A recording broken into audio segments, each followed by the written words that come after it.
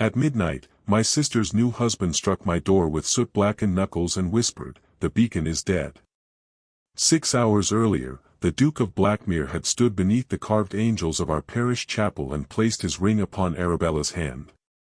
Now he filled the narrow passage outside my chamber, his wedding coat torn at one shoulder, sea fog silvering his dark hair, and the brass lantern in his fist breathing out the bitter smell of hot oil. Somewhere below us, musicians still dragged a tired country dance through the last hours of the wedding feast. The violins rose, faltered, and vanished beneath the sudden tolling of the harbor bell. One stroke. Then another. A warning from the cliffs. Gabriel Vane looked past me into my unlit room as though he had crossed the entire house to find the only place where truth might still be spoken. "Lydia," he said, and the sound of my name in his mouth was more dangerous than the bell. "Your sister is not my wife. The light at St. Aldwyn's has gone out, and there are boats beyond the reef." I should have shut the door. Instead, I reached for my boots. 9 weeks before that knock, I had first seen the Duke of Blackmere through a sheet of rainwater running down the glass roof of our orangery. He stood beside my father among potted lemon trees and damp wicker chairs, too tall for the low iron ribs of the room, dressed in a black coat cut with the severity of a naval uniform. He had the stillness of a man accustomed to command. Even his gloves seemed disciplined. My father, Sir Alastair Fenwick, fluttered beside him with the nervous energy of a moth near a candle, pointing toward the headland visible beyond the windows. 400 acres, he said. Good grazing above the cliff, limestone beneath it, and the finest view in Northumberland. The Duke did not look at the view. He looked at the white tower on the farthest point of land, where St. Aldwyn's beacon leaned into the grey sea.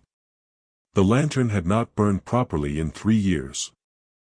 Its old reflector smoked, its clockwork shutters jammed whenever salt entered the gears, and the keeper had taken to hanging common ship lamps from the gallery rail on foggy nights.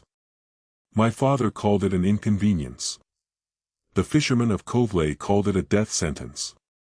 Gabriel Vane had come to purchase the headland so he could rebuild the beacon and place the coast under one system of signals from Blackmere Bay to the Scottish border. My father had refused every offer. Land, to Sir Alastair, possessed value only when another man wanted it badly enough.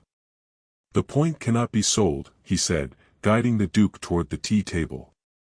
"My late wife's settlement tied it to my younger daughter's marriage portion. But alliances achieve what conveyances cannot." Arabella entered at that moment in pale blue silk, sunlight finding her even through the rain. She was 21, golden-haired, soft-voiced when it suited her, and trained from childhood to make every doorway feel like a stage.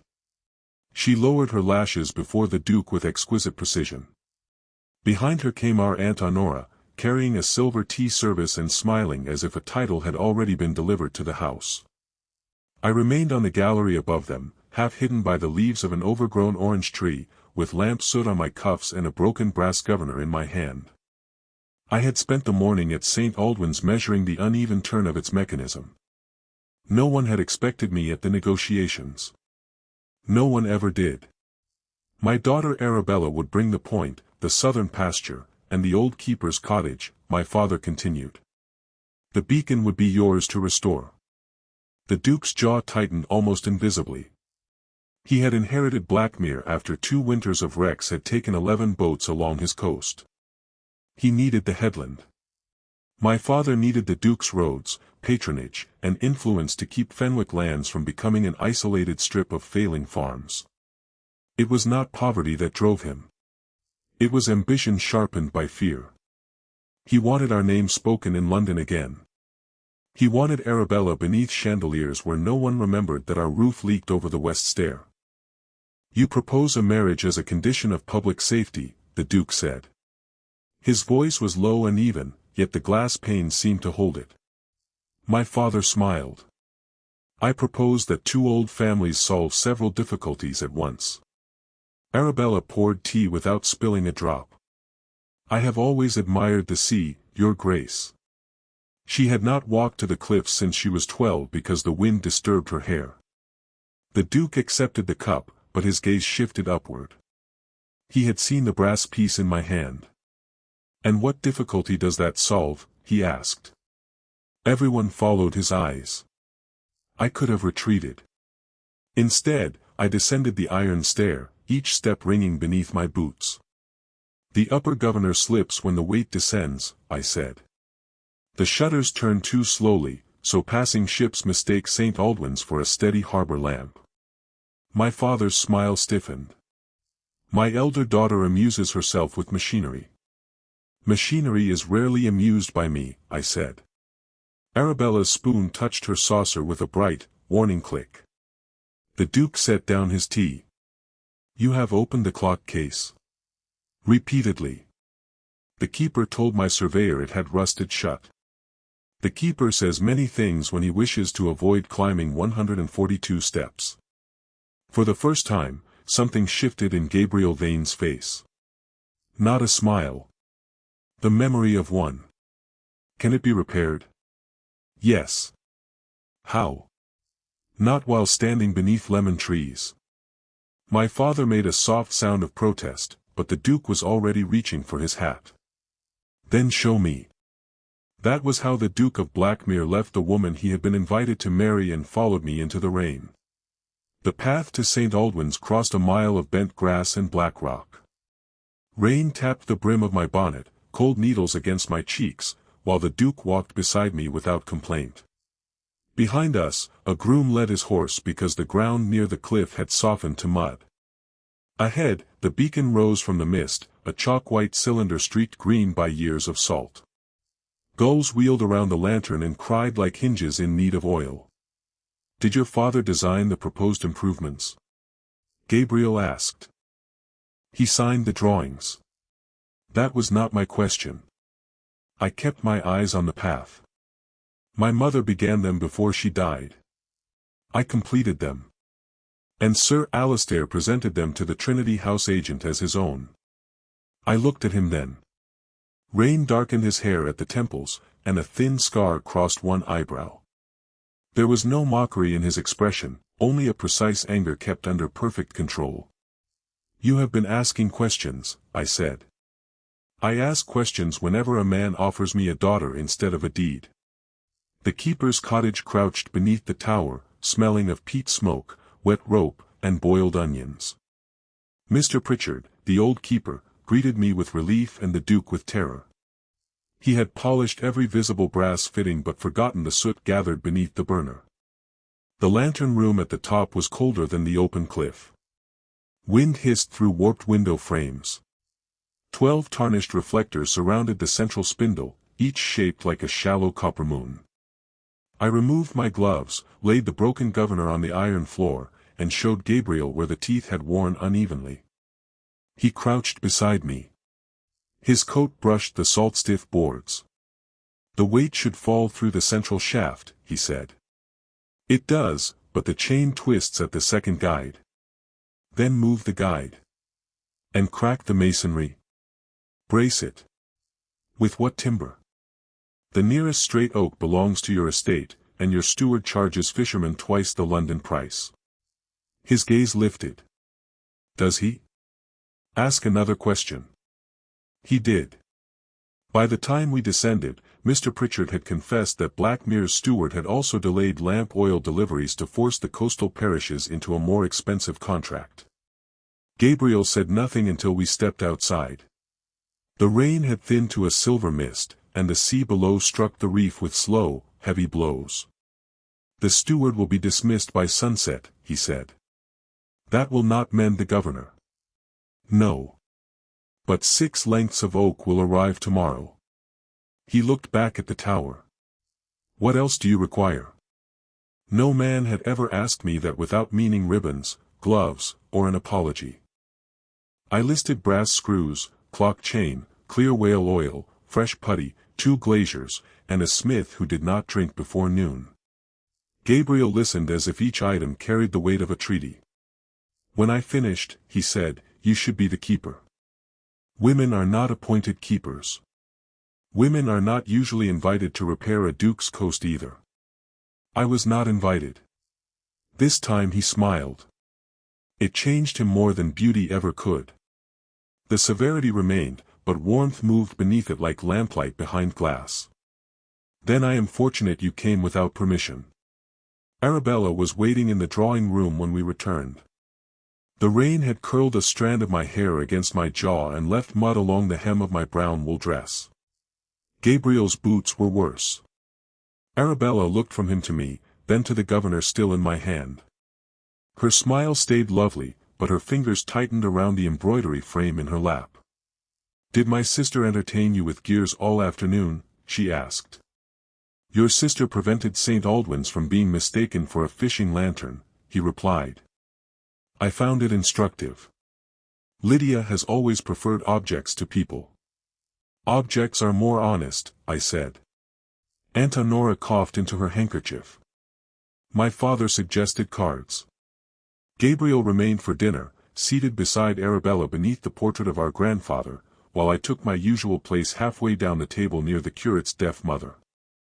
The room smelled of beeswax and roasted pheasant. Rainwater ticked inside the wall where a gutter had failed. Arabella spoke of Bath, London, and the opera. Gabriel answered courteously, but whenever my father described the lighthouse plans, the Duke's eyes found me. After the servants removed the pudding, Sir Alistair raised his glass. "To a future in which Fenwick Point and Blackmere stand together." The meaning was unmistakable. Gabriel did not drink immediately. His thumb rested against the stem of the glass. "I will send my solicitor tomorrow," he said. Arabella's face brightened. My father exhaled. Beneath the table, I closed my soot-stained fingers around a small brass key to the beacon's lower door. The metal edge pressed into my palm. The Duke had secured the land he needed. My sister had secured the future she had been trained to desire. I told myself the arrangement was sensible. Then Gabriel turned his glass once upon the linen and asked, "Miss Fenwick, will you supervise the repairs?" He was looking at me. Every conversation at the table stopped. "Lydia has no place in a marital settlement," my father said. "The light does," Gabriel replied. "And she understands it better than any man I have met." Arabella's smile went still. I should have refused. Instead, I placed the brass key beside my plate. "The tide turns at 6 tomorrow morning," I said. "If your grace intends to learn the coast, do not be late." He arrived before 5. Dawn had barely touched the eastern water when Gabriel rode through the gate, his breath white in the cold and his horse's tack dark with dew. I was already walking toward the cliff with a basket of tools over one arm. He dismounted without summoning a groom and took the heavier box from my hand. "You are early," I said. "You threatened me with the tide." "I informed you of it." It sounded like a threat. The wind carried the smell of kelp and coal smoke from Coveley. Below us, fishermen pushed boats across wet shingle, their voices rough in the blue half-light. We spent the morning replacing the chain guide. Gabriel held the lantern steady while I drove out a corroded pin. The hammer blows rang through the tower, sharp enough to make the gulls rise from the roof. His hands were too large for the smallest screws, but he learned quickly and did not pretend knowledge he lacked. When I corrected him, he listened. When I offered a poor solution, he challenged it.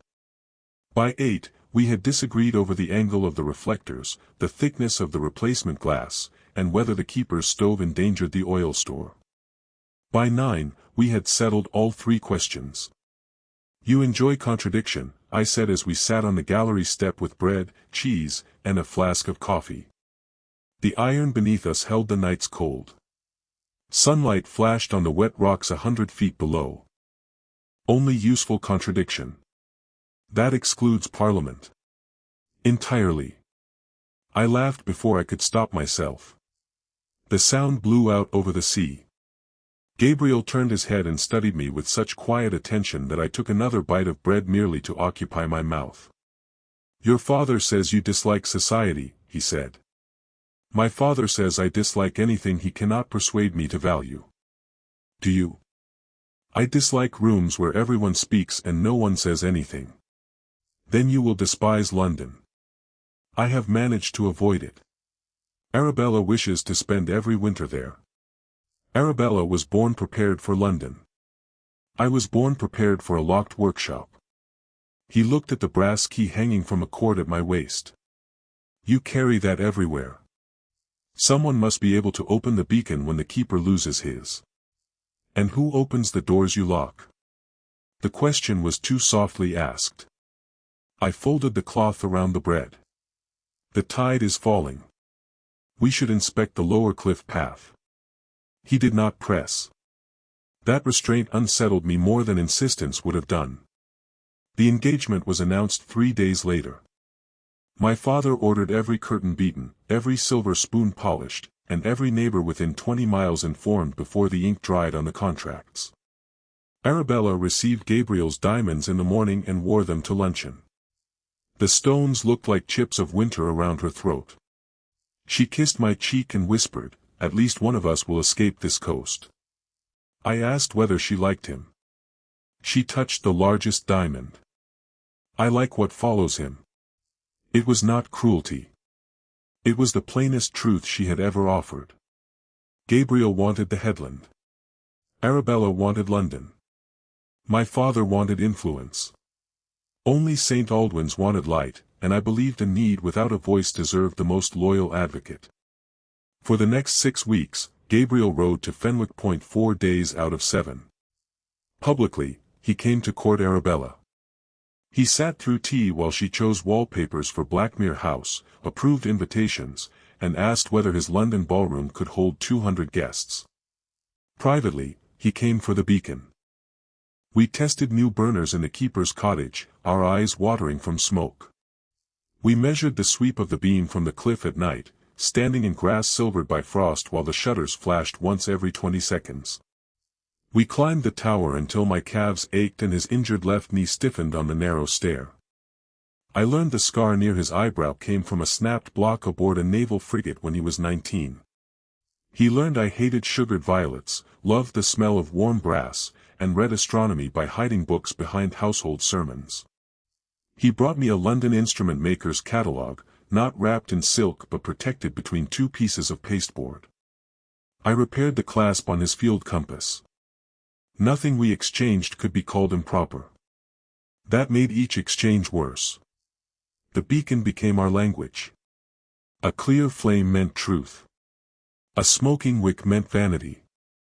A warped reflector meant a promise shaped to send light in the wrong direction. Every lamp wastes part of itself as heat, Gabriel said one evening while we adjusted the oil flow. The lantern room glowed amber around us, and fog pressed against the glass like breath. That is not waste, I replied. Heat keeps the mechanism from freezing. You defend even the flame's suffering. I defend its purpose. And yours? I turned the valve a fraction. The burner steadied. To keep this light. That is work. I asked for purpose. Perhaps some people are not granted the luxury of separating them. His reflection appeared beside mine in the dark window, broad-shouldered, grave, close enough that the wool of his sleeve warmed my arm. Perhaps, he said, they are taught not to ask. Before I could answer, the clockwork released. The shutters moved, and a blade of gold swept across the sea. For one bright second his face vanished in light. When darkness returned, he was still looking at me. By then Arabella had begun to notice. She never accused me directly. She merely appeared wherever Gabriel and I worked. She arrived at the keeper's cottage in white kid shoes unsuited to mud. She asked him to escort her home just as we began a test. She complained that lamp oil clung to his cuffs. A duke ought not smell like a chandlery, she told him one afternoon. Gabriel glanced at me across the workbench. A duke ought to smell like whatever work he has neglected. Arabella's mouth tightened. Later she found me cleaning copper reflectors alone. The cloth squeaked against the metal, vinegar stung the cracked skin around my nails. You know he must marry me, she said. Yes. Then why does he look alive only when you speak? My hand stopped. In the curved copper, our faces bent toward one another, hers luminous and mine darkened by soot. Because I argue with him. I could argue. You could. But I do not want to. The honesty in her voice made me turn. She stood with her arms folded, the diamond at her throat bright against a rose-colored pelisse. I want his name, she said. I want the house in Grosvenor Square. I want women who ignored Mama to wait for my invitation. I do not want wet cliffs, broken gears, or a husband who wakes before dawn because a fisherman saw fog. Then refuse him. And remain here. Father would lock every door. She looked toward the tower stair. You think yourself freer because no one expects to marry you. You are not. He has merely found a cheaper cage. She left before I could answer. Her words followed me up all 142 steps. The first time Gabriel almost touched me, the November sky was clear enough to show every fishing fire along the bay. We had climbed after dinner to inspect a flaw in the rotation. The lantern room was warm from 12 flames, fragrant with hot metal and clean oil. Outside, the black sea moved without edges beneath a spill of stars. I leaned over the governor, listening. There, I said. Every fourth turn. Gabriel bent beside me. His shoulder pressed mine. The mechanism clicked, rolled, then gave a faint double knock. A worn tooth, he asked. No. The chain is striking the casing. We reached for it at the same time. His hand closed over mine. Neither of us moved. The iron case vibrated under our fingers, and somewhere below, the great weight descended through the shaft with a whisper of chain. His thumb rested against the inside of my wrist, where my pulse behaved like a trapped bird. Lydia, he said. He had used my Christian name only once before, when I slipped on the outer stair and he caught my elbow. This time it was not alarm. Do not. My voice barely crossed the space between us. I have said nothing. You are about to. His eyes were not gray, as I had first believed. Near the flames they held a ring of green around the pupils.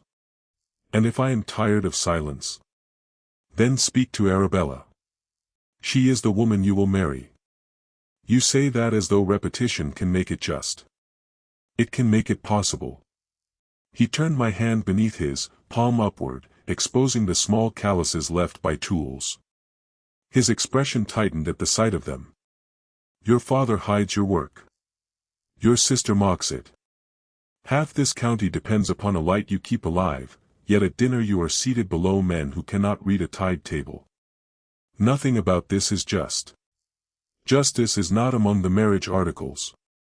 No, he lifted his other hand as though he meant to touch the soot near my cheek. I should have stepped away. Instead, I watched his fingers cross the narrow distance. The trapdoor flew open with a bang. Arabella's maid emerged, panting from the climb, her candle throwing wild shadows over the stair. Your Grace, Miss Arabella has fainted. Gabriel's hand fell. The warmth left the small space between us. Send for the physician, he said. She says she requires only you. He closed his eyes for one brief second. When he opened them, the Duke had returned, composed, remote, obedient to every expectation. He went down without looking back. I remained beside the mechanism until the double knock sounded again. A chain striking its cage. For nights before the wedding, a letter arrived with a military seal and no return direction. I knew because I received the post while my father's valet was helping him dress. The paper was creased, travel-stained, and addressed to Arabella in a hand that pressed hard enough to score the fibers. She snatched it from the salver before I could speak. For the rest of the morning, she stayed in her room. At luncheon she claimed a headache. At dinner she wore powder too pale for her skin and spilled wine beside her plate. I asked whether she wished to postpone the ceremony. Her eyes flashed toward our father. Do you? She whispered. Before I could answer, Sir Alistair called for more claret. The next day, the letter had vanished from her grate, leaving only a curl of black ash. I told myself it concerned a dressmaker, a debt, some private quarrel of no consequence. Yet I saw Arabella at dusk standing beneath the yew tree by the east wall, staring toward the northern road as if she expected the dead to walk down it. The eve of the wedding filled Fenwick House with sound. Carriages ground across gravel. Servants carried silver, flowers, wine, linen, and baskets of winter pears through passages already crowded with cousins. The air smelled of beeswax, evergreen, and damp wool steaming near the kitchen fires. Arabella's gown hung in the blue chamber like a pale ghost. My father rehearsed the order of precedence twice and quarreled with the vicar over the length of the sermon. Gabriel arrived before sunset and endured a formal dinner beneath 600 candles. He spoke when addressed. He ate almost nothing. Each time the wind pressed against the windows, his gaze moved toward the dark headland. Near 10, I escaped to the old music room, the only chamber not claimed by guests. It had been closed since my mother's death. Dust softened the piano keys, and cold moonlight lay across the floorboards in long silver bars. I carried the beacon key in one hand and the final inspection list in the other. If I completed the work before dawn, I would have no reason to remain near him. I heard the door close behind me. Gabriel stood with his cravat loosened and his formal coat unbuttoned, as though the careful structure of his clothing had become difficult to endure. From the ballroom below came a burst of laughter followed by the muffled tuning of strings. "You should be with Arabella," I said. "She is discussing the wedding breakfast with your aunt. Then you should be grateful for any excuse to flee." He crossed the room, boots quiet on the dusty carpet. "The replacement glass arrives Monday," I said, holding out my list. "Mr. Pritchard knows the new oil measure. The governor may need winding every 3 hours in hard frost." He did not take the paper. "Why are you speaking as if you are leaving?" "Because I am." His face changed. "Where?" "Lady Wrexham requires a companion who can manage correspondence and does not faint during sea crossings. She sails for Lisbon next month." "You accepted?" "This morning." The ballroom music began below us, a bright quadrille leaking through the floor. Gabriel looked at the inspection list, then at the key in my hand. "You mean to give me the light and disappear?" "The light was always the purpose. Not mine." The words landed with the force of a door slamming. I set the paper on the piano because my fingers had begun to shake. "Do not do this tonight. There will be no other night. There must not be." He stopped an arm's length away. Candlelight from the passage traced one side of his face, moonlight cooled the other. "I have tried to want the life arranged for me," he said. "I have sat beside Arabella and listened to plans for rooms she has never seen. I have told myself affection is unnecessary, that respect might come later, that duty can fill every empty place if a man packs it tightly enough. Then I climb that tower with you, and the entire lie becomes visible." I looked toward the shuttered windows. The headland transfers only through Arabella's settlement. Without the marriage, my father withdraws his consent. St. Aldwyn's remains broken, the coastal act fails, and the villages spend another winter with common lamps tied to a rail. I will compel a lease. In Chancery. You may wait 10 years while ships wait 1 night. Then I will purchase every debt your father holds. He has fewer debts than ambitions. You cannot buy the hunger out of him. Gabriel stepped closer. "I am not asking how to defeat your father. I am asking you to tell me not to marry your sister." The room seemed to narrow around the sound of the dance below. "I cannot." "Cannot, or will not?" "Both. Look at me and say you feel nothing." I made myself meet his eyes. The effort hurt more than any lie I had ever told. "What I feel is irrelevant. Not to me. Tomorrow at noon you will stand before 200 people. Arabella will walk toward you. My father will sign the final conveyance. At sunset St. Aldwyn's will legally become part of Blackmere, and before winter ends you can give this coast a light that does not fail. That is what matters. And after? You will be her husband. And you will run to Portugal. I will take honest work. You already have honest work. His voice roughened. Here. Beside me. I tightened my hand around the key until its teeth cut my skin. Beside another woman's husband. Silence opened between us. The piano gave a faint wooden creak as the house settled. You are asking me to enter a dark room and call it duty, he said. I am asking you to keep the light. Even if it burns everything in me. A flame is not asked what it costs. He flinched as if I had struck him. Then he reached for my closed hand. Slowly, with care that made my throat ache, he opened my fingers and lifted the brass key from my palm. 4 red marks remained where the teeth had pressed. He touched none of them. You once told me heat is not waste, he said. You said it prevents the mechanism from freezing. Gabriel, when you are gone, I will remember that you defended every suffering thing except yourself. He placed the key on the piano. I will marry Arabella tomorrow because you have asked it of me. But do not call what follows honorable. He turned and left. The quadrille ended below to a storm of applause. I stood in the moonlit room until the candles in the passage burned low, staring at the key between us though he was no longer there. The chapel clock struck noon as Arabella reached the altar. Winter sun poured through the south windows, turning dust into gold above the crowded pews. The stone floor held a graveyard chill, and the air was thick with beeswax, crushed rosemary, and the wool of too many formal coats. I stood 3 paces behind my sister in dark blue silk, holding her gloves while Gabriel took her bare right hand. He wore black and silver, the ducal star bright against his chest.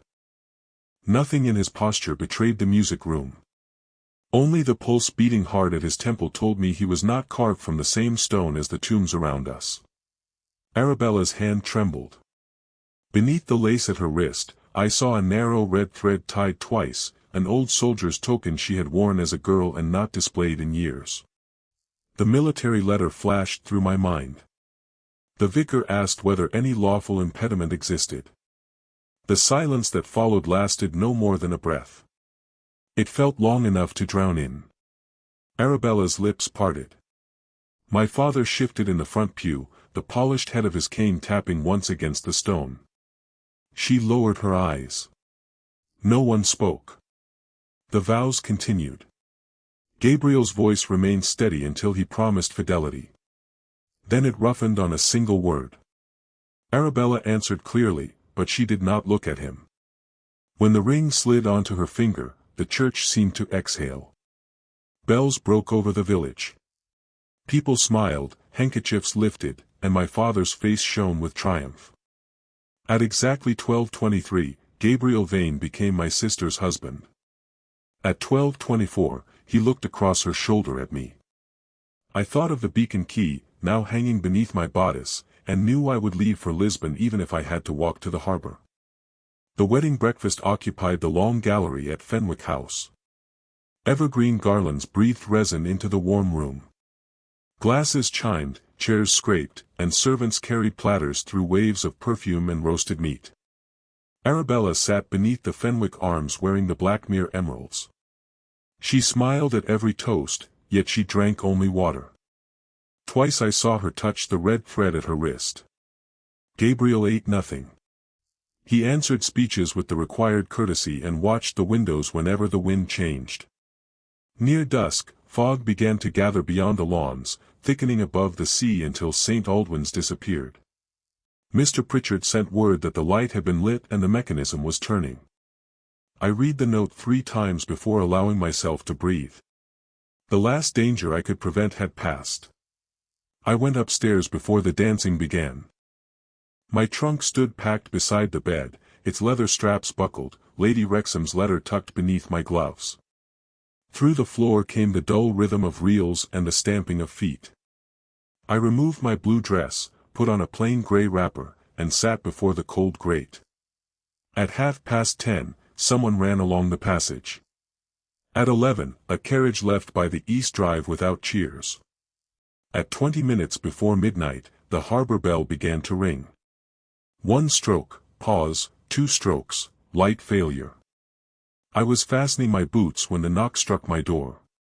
Gabriel's soot-blackened hand still rested against the panel when I opened it. Behind him, the corridor lamps guttered in a draught, filling the air with the smell of singed wick. "The beacon is dead," he said. "Mr. Pritchard fell on the stair and the upper shutter has jammed. A Whitby packet was sighted before the fog closed. Why are you here? Send a groom. I need the one person who can repair it in darkness. Your wife, Arabella, is Hugh Mercer's wife." The harbor bell sounded again. Gabriel's face did not move, but his fingers tightened around the lantern handle. Captain Mercer arrived during the dancing. He and Arabella were married at Gretna in June before his regiment sailed. Your father discovered it, bribed the messenger who carried Mercer's letters, and told Arabella the captain had died abroad. She received proof 4 days ago that he lived. The scorched military seal. The ash in her grate. The red thread. She knew before the chapel. She knew he might live. Tonight he stood in the East Hall and called her his wife before witnesses. She confessed. My marriage is void. Cold moved through me that had nothing to do with the passage. Where is she? Gone with him in the carriage you heard. Your father is attempting to stop the guests from learning why. And you came to me. First because the light failed. The honesty of that answer steadied me. Then he stepped nearer, lowering his voice beneath the bell. And because when every door in this house opened at once, yours was the only one I wanted. I took my cloak from its peg. Light first. Something fierce and almost joyful moved across his face. Light first, he agreed. We left through the servants' stair. Fog had swallowed the lawns, cold and wet against my mouth. 2 saddled horses waited beneath the porte-cochere, their hides steaming, bits ringing as they tossed their heads. Gabriel lifted me into the saddle before mounting his own. We rode by lantern glow along the cliff path, hoofs striking sparks from hidden stone. The sea could not be seen, only heard, a vast black weight breaking below us. Every few moments the harbor bell sounded behind the fog. At St. Aldwyn's, the keeper's assistant stood outside wringing his cap. Mr. Pritchard had twisted his ankle but remained conscious in the cottage. The upper mechanism had stopped after a shutter arm split and lodged against the rotating frame. The lamps still burn, the assistant said. But no beam leaves the glass. Gabriel seized the tool chest. I took the oil lantern, and we climbed. The tower stair curled upward through darkness. Iron steps rang beneath our boots. Salt water dripped from the walls, cold against my fingers when I caught the rail. At the 73rd step, Gabriel's injured knee failed. He struck the wall with one shoulder and smothered a curse. I turned. Go back. No, you cannot carry the chest. Then take the chest. I did. He followed, breathing hard, one hand dragging along the rail. At the lantern room, heat and smoke met us like an opened oven. All 12 flames burned behind the motionless reflectors. Soot crawled across the ceiling. The broken shutter arm had wedged between the frame and the west window, blocking the entire assembly. Beyond the glass there was only white fog and the faint boom of waves. Extinguish the outer lamps, I said. Gabriel moved without asking why. Darkness swallowed half the room. I knelt beside the frame, fingers slipping on hot brass. The arm could not be withdrawn while the clock weight pulled against it. The chain must be released from below. I will go. Your knee, tell me what to do. I showed him the brake lever at the central shaft. He descended into the smoke. The bell sounded far below, then a cannon boomed from the harbor. A ship answering blind. I wrapped a cloth around the broken iron and pulled. It did not move. Release. I shouted down the shaft.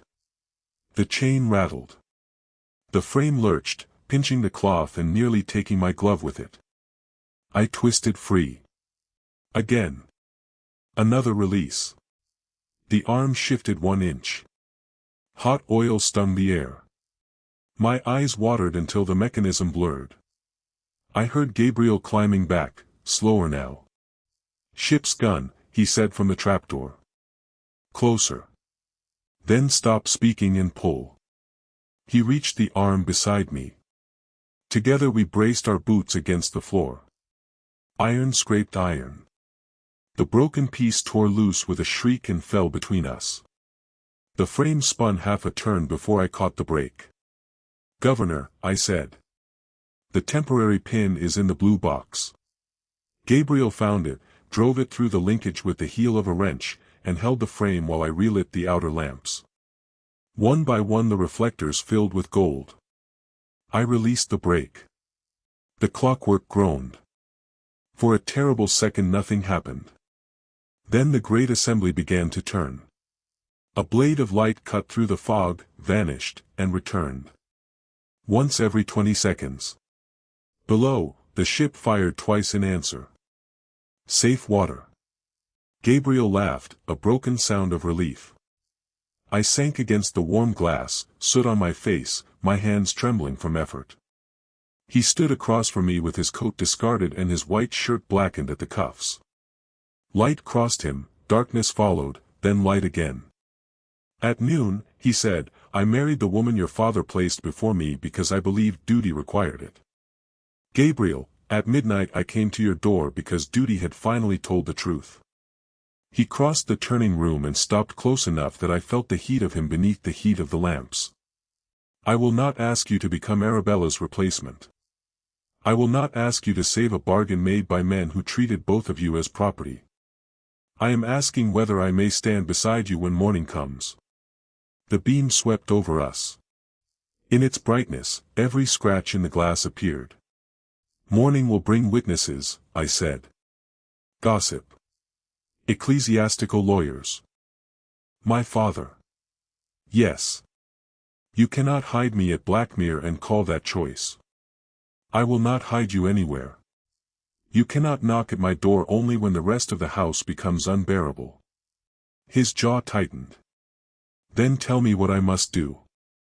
I looked down through the central shaft at the chain carrying the weight of the light. "Knock in daylight." He understood. He did not touch me.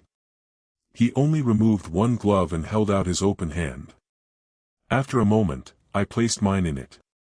His palm was warm, roughened by rope and tools. We stood that way until the fog began to pale. Dawn revealed the sea in strips of pewter beneath the lifting fog. The Whitby packet passed beyond the reef with every sail wet and shining, and 3 fishing boats answered St. Aldwyn's beam by dipping their flags. Gabriel and I returned to Fenwick House after 7. Mud dried on our boots.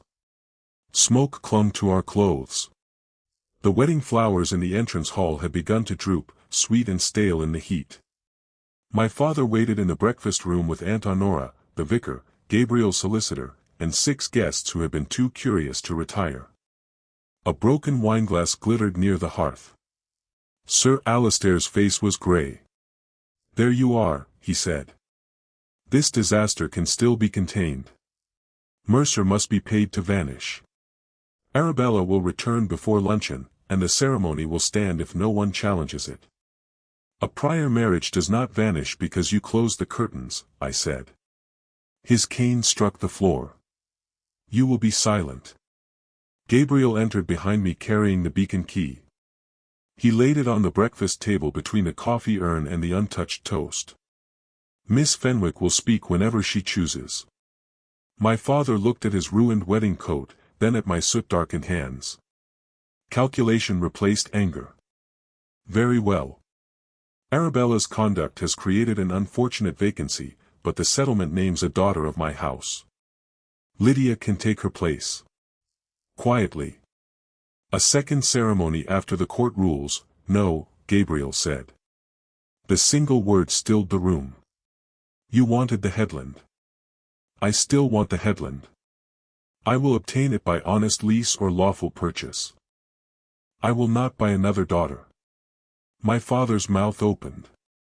Gabriel turned away from him and faced me before every witness present. Morning light filled the tall windows and showed every crease in my plain dress, every smear of soot at my wrist. He bowed, not as a duke granting favor, but as a man making himself answerable. "Miss Lydia Fenwick, when the ecclesiastical court has declared yesterday's ceremony void, will you permit me to court you openly?" No one breathed. This was not a rescue from obscurity. It was not a substitution. He had come to my door in darkness because the light required us. Now he had knocked again in daylight. "Yes," I said. "On one condition." A startled laugh moved around the table. Gabriel's eyes warmed. "Name it." "St. Aldwyn's remains under independent coastal trust. No husband, father, or duke may extinguish it for leverage again." "Agreed." "And Mr. Pritchard receives a chair on every landing." 12 chairs if you wish." "One will do." He offered his hand. I took it.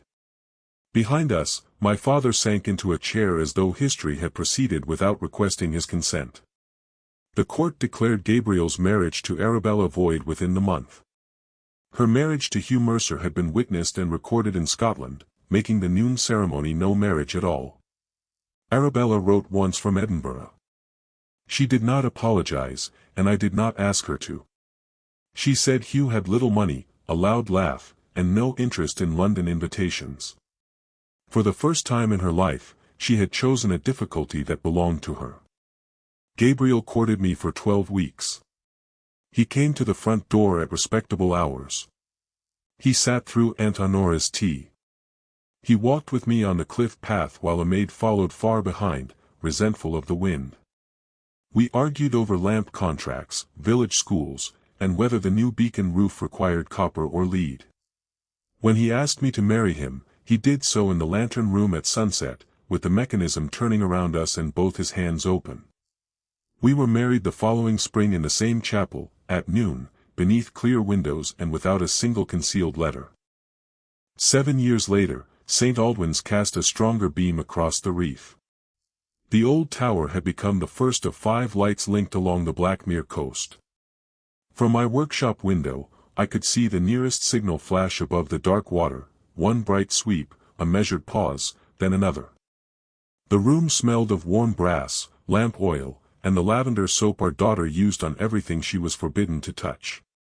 6-year-old Marion sat on the floor fitting wooden gears together while Gabriel read dispatches beside the stove. He had silver at one temple now and still climbed the lighthouse stairs too quickly for his damaged knee. On storm nights he joined the keepers without ceremony. In Parliament he argued for safer harbors. At home he continued to put tools in the wrong drawers. 3 firm knocks sounded against the workshop door. I looked up. Gabriel stood on the other side of the open threshold, smiling. He had knocked despite the door being wide. It was an old ritual between us. "The western reflector is losing brilliance," he said. "That is because you polished it with the cloth meant for lenses." A serious accusation. A proven one. He entered, kissed my soot-marked knuckles, and placed a new brass key in my palm. Outside, the beacon turned. Light crossed the ceiling, moved over his face, and reached every corner of the room. At midnight years ago, my sister's husband had come to my door because a lamp had failed and a lie had ended. By morning, he had become neither my rescuer nor my ruin. He had become the man willing to stand in daylight, ask instead of claim, and bear half the weight. I closed my fingers around the key. Beyond the glass, the sea struck the cliffs with its endless dark force, but every vessel on the water knew where the safe passage lay. Each winter, when fog erased the horizon and the harbor bell began its measured warning, Gabriel and I climbed St. Aldwyn's together. He carried the oil, I carried the tools. Marion counted the steps between us, breathless and proud. At the lantern room, we watched the beam turn over Blackmere, touching cottage windows, wet sails, and distant cliffs. No light could command the sea. It could only tell the truth about danger and show a way through. That, at last, was enough for us.